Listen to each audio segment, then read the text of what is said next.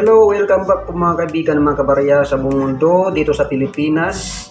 Sana po ay nasa mabuting kalagayan ng bawat isa.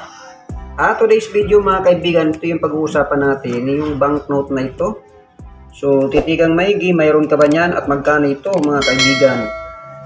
Ayan yung kanyang harap mga kaibigan. Yan po ay pera sa Kuwait. At tingnan natin sa likod. Ayan. Central Bank of Kuwait, 1 dinar. So, bali, ang tawag sa pera nila ay dinar, mga kaibigan. 1 dinar sa Kuwait. Ayan. Bali, ang banknote na ito, mga kaibigan, ay nabili ko lang sa halagang 10 piso sa walk-in. At nagulat ako nang tiningnan ko kay numista.com. Ito pala ay nagkakalaga. Katumbas ng peso sa Pilipinas ay 191 pesos. So, dali-dali ko tiningnan kung ginagamit pa, ito po pala ay obsolete na. So, yung ganitong klase ng banknote mga kaibigan, ito ay pwede na lang sa collection kasi ito ay na-demonetize noong 2015 pa mga kaibigan. Sa United States dollar, katumbas ito mga kaibigan ng $3.27, 191 pesos sa Pilipinas.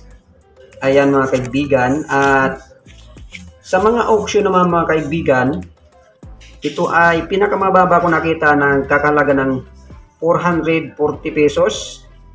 400 pesos mga kaibigan, yun po ay UAC or uncirculated, at pinakamataas na sa mga auction ay nagkakalaga siya ng halos 1,000 pesos mga kaibigan.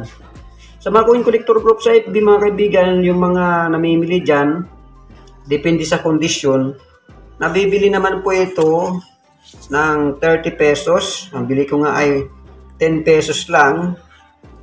Ang iba 30 pesos. At iba may mas mataas mga kaibigan, lalong-lalo na kung yan ay uncirculated. Pag uncirculated mga kaibigan, dito nga kay numista.com, ito po ay nagkakahalaga ng halos 600 pesos ang isa ng ganitong klase ng banknote. Ito po ang year ay 1968, close, open and close parenthesis, nakalagay 1994. Yan po yung kanyang year mga kaibigan, yung ganitong klase ng design, yun po yung year niya mga kaibigan. Demonetize na po ito.